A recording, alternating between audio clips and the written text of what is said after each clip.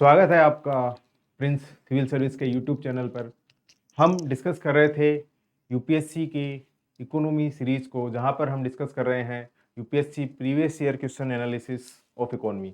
अब तक हम 2015 तक के क्वेश्चन डिस्कस कर चुके हैं। 2016 के क्वेश्चंस के हमने दो पार्ट डिस्कस किए हैं, ये उसका तीसरा पार्ट है। अब तक जो हमने डिस्कस किया है वहां तक हमने जो क्वेश्चन थे वो प्रधानमंत्री फसल बीमा योजना तक हम डिस्कस कर चुके हैं। उसके बाद में जो नेक्स्ट क्वेश्चन है वो नेक्स्ट क्वेश्चन ये कहता है कि डिस्ट्रिक्ट मिनरल फाउंडेशन की हम बात करें। जैसे डिस्ट्रिक्ट मिनरल फाउंडेशन है, उसको स्टेब्लिश करने के पीछे का रीजन क्या है। क्वेश्चन ये है कि जो डिस्ट्रिक्ट मिनरल फाउंडेशन है उसका पर्पज क्या है। तो पहले हम ये समझते हैं कि डिस्ट्रिक्ट मिनरल फाउंडेशन है क्या। तो अगर हम बात करें डिस्ट्रिक्ट मिनरल फाउंडेशन की, तो डिस्ट्रिक्ट मिनरल फाउंडेशन की हम बात करें तो यहां पर हम देखेंगे तो माइंस एंड मिनरल्स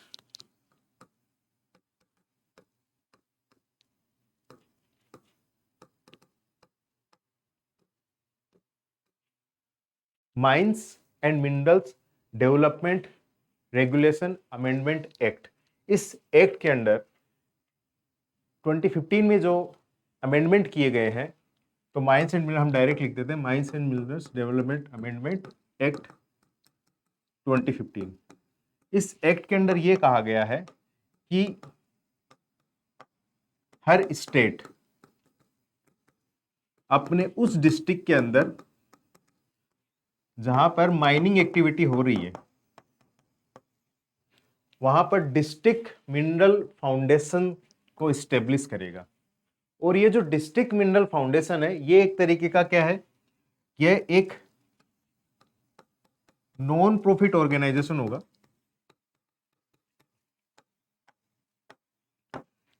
और इस नॉन प्रॉफिट ऑर्गेनाइजेशन का काम है उस पर्टिकुलर डिस्ट्रिक्ट में जहां पर माइनिंग एक्टिविटी हो रही है उस डिस्ट्रिक्ट में वेलफेयर जो एक्टिविटीज है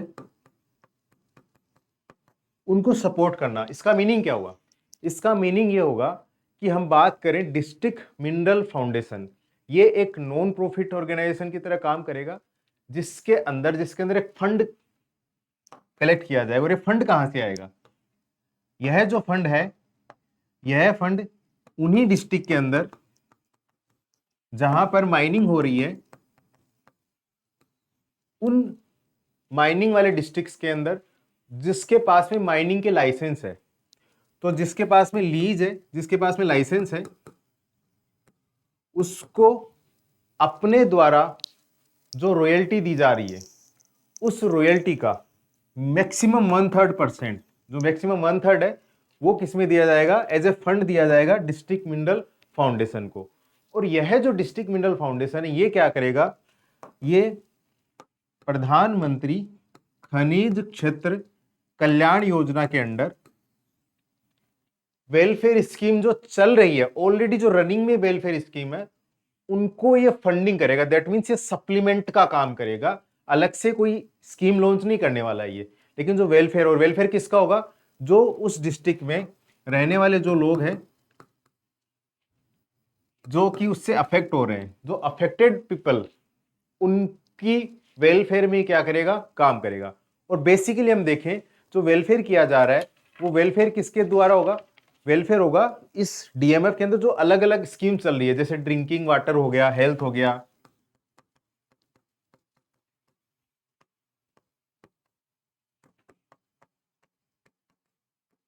ड्रिंकिंग वाटर, हेल्थ हो गया, आपका फूड हो गया, न्यूट्रिशन वगैरह हो गया। तो मैक्सिमम ऑफ द फंड किसके लिए यूज किया जाएगा, इस सेंस के अंदर इन सोर्सेज के ऊपर ये यूज किया जाएगा, जिनको हम बोलेंगे हाई प्रायोरिटी एरियाज। इन हाई प्रायोरिटी एरियाज के ऊपर ये फंड का क्या किया जाएगा, यूज किया जाएगा।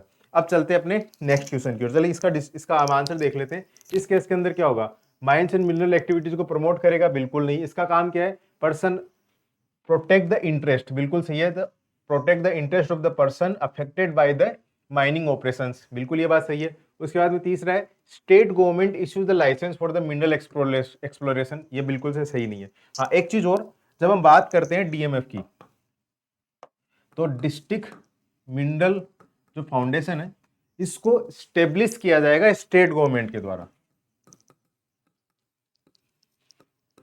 स्टेट गवर्नमेंट क्या करेगी, इसका स्टेब्लिशमेंट करेगी। और ये कैसे फंक्शन करेगा, दैट मीन्स इसके नॉर्म्स, ये भी कौन डिसाइड करेगा? State government. लेकिन क्या, लेकिन ये जो प्रधानमंत्री खनिज क्षेत्र कल्याण योजना है, उस प्रधानमंत्री खनिज क्षेत्र कल्याण योजना के अंदर जो सिस्टम बताया गया है, ये उसको कॉम्प्लीमेंट करता हुआ होना चाहिए, उसके अकॉर्डिंग होना चाहिए। ऐसा नहीं कि स्टेट गवर्नमेंट अपनी पूरी तरीके से अपनी डिस्क्रिशनरी पावर का यूज करे। सेंट्रल गवर्नमेंट का जो प्रधानमंत्री खनिज क्षेत्र कल्याण योजना है, उसमें बताया गया है कि आपको जो डिस्ट्रिक्ट मिनरल फाउंडेशन है उसका कैसे आपको स्टेब्लिश करना है, कुछ नॉर्म्स है, उस नॉर्म्स को फॉलो करना पड़ेगा उनको। लेकिन ये अपने हिसाब से इसमें क्या कर सकते हैं, वेरिएशन कर सकते हैं। अब चलते हैं अपने नेक्स्ट क्वेश्चन की ओर। नेक्स्ट क्वेश्चन ये कहता है कि जो ग्लोबल हंगर इंडेक्स जो है उसको जब पब्लिश किया जा रहा है, international food policy research institute, पहले ये था, अब इसके बारे, अब इसमें कुछ चेंज हो गया, वो हम डिस्कस करेंगे अभी। जो IFPRI जो ग्लोबल हंगर इंडेक्स जो रिपोर्ट पब्लिश करता है, उसके अंदर कौन कौन से इंडिकेटर्स है? तो सबसे पहले तो हम ये पहले बात करते हैं कि ये जो ग्लोबल हंगर इंडेक्स ये है क्या। बेसिकली जो जब बात करेंगे ग्लोबल हंगर इंडेक्स की, ये एक इंडिकेटर है, ये बताता है कि किसी भी कंट्री की जो पॉपुलेशन है, स्पेशली चाइल्ड की बात करें, तो उनकी न्यूट्रिशन लेवल क्या है, क्या उनका हेल्थ का इंडिकेटर्स है, उनको शो करता है कि उनकी हेल्थ कैसी होगी। तो यहां पर इसको शो करने के लिए बेसिकली 4 इंडिकेटर्स का यूज करता है। 4 इंडिकेटर्स कौन से हैं? तो सबसे पहला इंडिकेटर वो तो है अंडर न्यूट्रिशन या फिर अंडर नरिशमेंट। अगर हम बात करें अंडर नरिशमेंट की,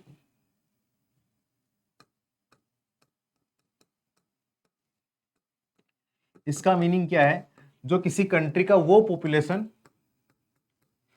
जिसको सफिशिएंट कैलोरी इंटेक नहीं मिलता है जितना रिक्वायर्ड है।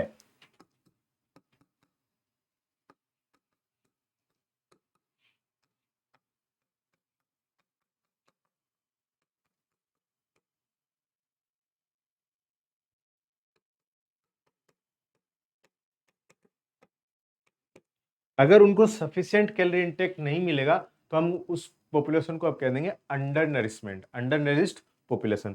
उसके बाद में इसका दूसरा जो इंडिकेटर वो कहता है चाइल्ड स्टंटिंग। चाइल्ड स्टंटिंग का मीनिंग क्या होगा?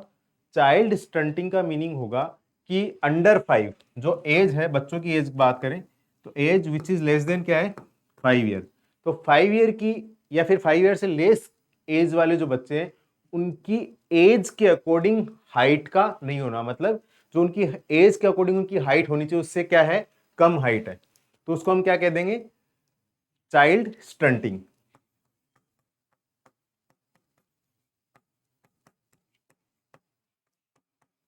अगर एज से कम, एज के अकॉर्डिंग हाइट नहीं होगी तो उसको हम क्या कह देंगे, चाइल्ड स्टंटिंग। उसके बाद में तीसरा है वो है चाइल्ड वेस्टिंग। यहां पर भी क्या होगा, एज के अकॉर्डिंग, वो भी 5 साल के बच्चे, उनकी एज के अकॉर्डिंग यहां पर बात आएगी वेट की। तो यहां पर जो लेक्यूना आ रहा है, जो कमी आ रही है, वो किसकी आ रही है, वेट। और उसके बाद में जो चौथा इंडिकेटर है, वो चौथा इंडिकेटर वो है चाइल्ड मोर्टेलिटी।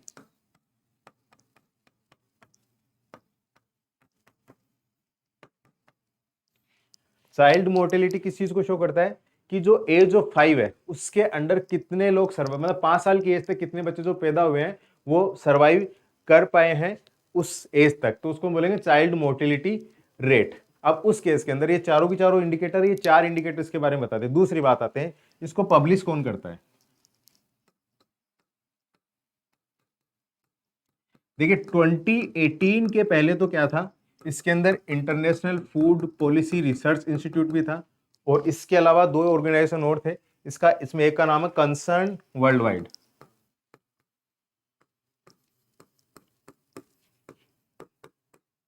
और जो दूसरा ऑर्गेनाइजेशन था उसका नाम है वाल्टर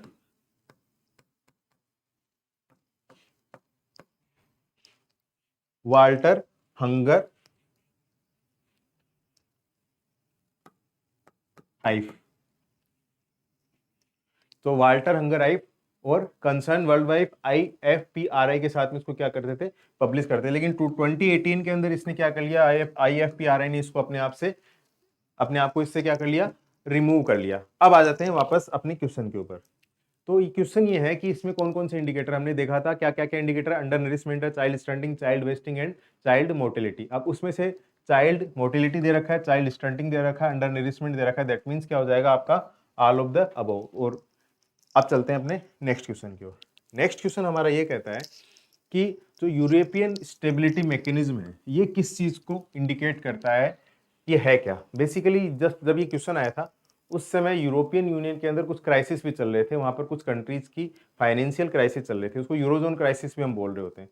तो यहाँ पर क्या है, जो यूरोपियन स्टेब्लिशमेंट जो मैकेनिज्म है, ये यूरोपियन स्टेबिलिटी मैकेनिज्म क्या करेगा, वहां के जो यूरोजोन के जो कंट्रीज है उनको फाइनेंशियल असिस्टेंट प्रोवाइड करने के लिए क्या है, ये है एक एजेंसी है। बिल्कुल से सीधा क्वेश्चन है, उसके अंदर कुछ अलग है नहीं, तो इसका आंसर क्या हो जाएगा आपका बी। अब चलते हैं अपने नेक्स्ट क्वेश्चन की ओर।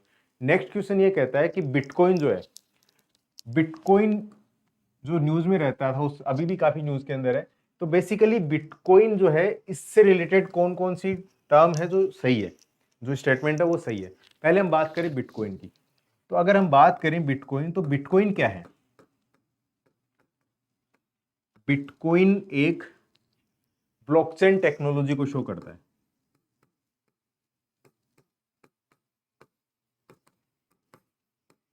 जो ब्लॉकचेन टेक्नोलॉजी है इसका यूज करते हुए एक क्रिप्टो करेंसी का फॉर्मेट है।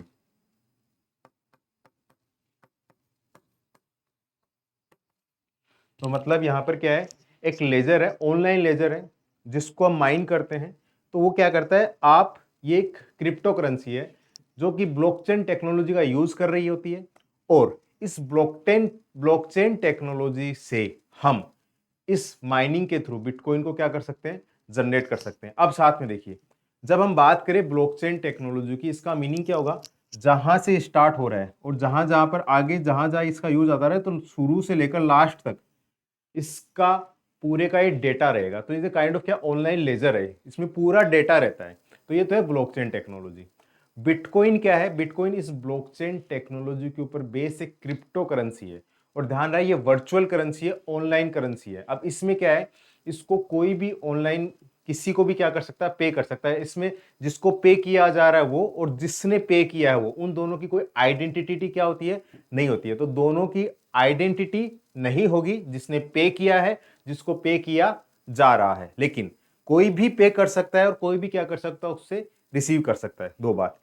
तीसरी बात हम बात करें इस ब्लॉकचेन टेक्नोलॉजी या फिर बिटकॉइन की, तो इस क्रिप्टो करेंसी में क्या है, यह है जो गवर्नमेंट होती है, उन गवर्नमेंट्स के लिए, गवर्नमेंट के द्वारा जो जारी किया जाता है ना फिएट मनी, मतलब जो करेंसी गवर्नमेंट जारी कर रही होती है उसको हम बोलते हैं फिएट मनी। फिएट मनी का ही एक पार्ट क्या हो जाता है आपका, लीगल टेंडर। मतलब जब इंडिया के अंदर हम बात करें लीगल टेंडर की, तो करेंसी जो गवर्नमेंट ऑफ इंडिया जारी कर रही है वो। अब यहां पर क्या है कि ब्लॉकचेन टेक्नोलॉजी को कोई भी इशू कर सकता है, मतलब उस लेजर के थ्रू उसको क्या किया सकता है, माइन किया जा सकता है, यूज किया जा सकता है। लेकिन फिएट मनी की हम बात करें या फिर लीगल टेंडर की बात करें, वो गवर्नमेंट इशू कर रही है। अब देखिए, करेंसी है ये भी ब्लॉकचेन टेक्नोलॉजी का यूज करके, क्रिप्टो करेंसी, बिटकॉइन भी क्या एक करेंसी है क्रिप्टो करेंसी। उस करेंसी के केस में क्या हो रहा है कि उसको कोई भी इशू कर सकता है, कोई लिमिटेशन नहीं है, कोई आइडेंटिटी नहीं है। यहां पर इशू करने का काम कौन कर रही है, गवर्नमेंट। तो कोई भी कंट्री जिसको अपना कंट्री का मॉनेटरी सिस्टम मैनेज करना है, जो भी मेजर इन्फ्लेशन या फिर अगर अदर इंडिकेटर्स है, जो मैक्रो इकोनॉमिक इंडिकेटर्स उनको मैनेज करना है, तो उसके अंदर क्या होता है, उसके अंदर आपके जो करेंसी है जो वहां पर यूज आ रही है उसका बहुत बड़ा रोल होता है। लेकिन अगर क्रिप्टो करेंसी की बात करें, तो कहां से जनरेट हुई है, कौन जनरेट कर रहा है, कितना इसका फ्लो है, इसको हम मैनेज नहीं कर सकते हैं। तो इस केस में कोई भी गवर्नमेंट इसको एक्सेप्ट नहीं करेगी किसी भी कंडीशन के अंदर। अब यहां पर क्या है, अगर एक आध कंट्री ने उसको एक्सेप्ट किया, लेकिन जनरली कोई भी कंट्री अगर उसको एक्सेप्ट कर लेगी, दैट मींस क्या है, उसकी करेंसी के पैरेलल एक और करेंसी आ गई, तो यहां पर उस कंट्री के लिए क्या हो गया, अपनी इकोनॉमी को मैनेज करना क्या हो जाएगा, मुश्किल हो जाएगा। तो उस केस में जनरली कोई कंट्रीज क्या करेगी, इसको एक्सेप्ट नहीं करेगी। अब आ जाते हैं अपने क्वेश्चन के ऊपर। क्वेश्चन ये कहता है कि bitcoin are traced by the central government of the country. बिल्कुल नहीं, ये तो इसको ट्रैक करना मुश्किल है, तो नहीं हो सकता। दूसरा है कि इसमें कोई भी किसी को एड्रेस सेंड कर सकता है, किसी को भी बिटकॉइन सेंड कर सकता है, कोई एक्सेप्ट कर सकता है, बिल्कुल सही बात है। उसके बाद में online payment can be send without their side knowing the identity of the other, ठीक है, बिल्कुल। दैट मीन्स कि इसका आंसर क्या हो जाएगा आपका बी, 2 एंड 3। उसके बाद में चलते हैं अपने नेक्स्ट क्वेश्चन की ओर। नेक्स्ट क्वेश्चन ये कहता है ग्लोबल फाइनेंशियल स्टेबिलिटी रिपोर्ट, ये हमने डिस्कस किया है कई बार, आज यूपीएससी रिपोर्ट्स पूछने लग गया था, हालांकि इसका सीधा सीधा आंसर है IMF, international monetary fund. Next question हमारा, नेक्स्ट क्वेश्चन ये कहता है कि जो RCEP है, RCEP उस समय न्यूज में था, अभी भी हम देखेंगे, जनवरी 2022 के अंदर ये पूरी तरीके से इफेक्ट में आया था। तो RCEP क्या है, जो आसियान है, आसियान +6 इन कंट्रीज को ध्यान में रखते हुए क्या हुआ था, इसको स्टेब्लिश किया गया था। यहाँ पर वो 6 कंट्री कौन सकते हैं, एक तो आपका ऑस्ट्रेलिया, दूसरा न्यूजीलैंड, तीसरा जापान, चौथा साउथ कोरिया, पांचवा चाइना और छठवा क्या था, इंडिया। ये जब ये कॉन्सेप्ट इंट्रोड्यूस किया गया था 2011 में, तो इन 6 कंट्री, तो आसियान +6, ये एक तरीका क्या है, ये FTA है, फ्री ट्रेड एग्रीमेंट था ये। लेकिन जब बात करें इसको इंप्लीमेंट होने की, तो इंडिया के कुछ कंसर्न थे, जिसमें डेयरी इंडस्ट्री हो गया, या फिर जो चाइना का द्वारा बहुत ज्यादा जो यूज किया जाता है अपने द्वारा सब्सिडी देकर, तो डंपिंग के इश्यूज हो गए। इस कारण से इन चीजों को ध्यान में रखते हुए इंडिया ने क्या किया था, इससे अपने आप को अलग कर लिया था। तो अब अगर हम इसकी बात करें तो RCEP में आसियान +5 है, लेकिन इनिशियली जब ये स्टार्ट हुआ था उसके अंदर क्या था, आपका आसियान +6 था, हो गया। अब बात करें इसके अंदर ये है, तो है क्या, इसमें कौन कौन से कंट्री है जो इसमें आ रहे हैं, तो यहाँ पर क्या है, आसियान इसका ऑप्शन दे रखा है। अगर इसके अलावा भी ऑप्शन होते हैं इनमें से, तो वो भी उसका पार्ट क्या हो जाते, एक्सेप्ट हो जाते, ठीक है। अब चलते हैं अपने अगले क्वेश्चन की ओर। नेक्स्ट क्वेश्चन ये कहता है कि कई बार कोर बैंकिंग सॉल्यूशन, ये एक जो वर्ड है ये न्यूज में आता है, ये कोर बैंकिंग सॉल्यूशन बेसिकली है क्या, तो इसको हम यूं समझते हैं, जो कोर बैंकिंग सॉल्यूशन है, जो डिफरेंट डिफरेंट बैंक, कोई भी एक, जैसे मान लो आपका SBI है, SBI बैंक की अलग अलग एरिया में अलग अलग ब्रांचेज है। उस केस में एक तरीका तो क्या है कि किसी पर्टिकुलर पर्सन की किसी A ब्रांच के अंदर अगर उसका अकाउंट है, तो उसको बार बार वहां पर जाकर अपने अकाउंट के एक्सेस करना है, वहां पर उसको क्या करना है, जमा करना है, फिर विड्रॉ करना है। एक तरीका तो ये है। दूसरा तरीका ये है कि इन सारे के सारे ब्रांचेज को आप किसी सिस्टम पे कनेक्ट कर दीजिए, उस पोर्टल पे कनेक्ट कर दीजिए। अब उसके थ्रू क्या कर सकता है, वो अपना ट्रांजैक्शन कर सकता है कहीं से भी, किसी भी समय, मतलब 24/7 एंड फ्रॉम एनीवेयर। तो अब अगर ऐसा ट्रांजैक्शन कर सकता है, उसका यूज कर सकता है मनी का, तो उस सिस्टम को जिसके थ्रू वो जुड़ा रहेगा उसको हम क्या कहेंगे, कोर बैंकिंग सॉल्यूशन। RBI का ई-कुबेर पोर्टल,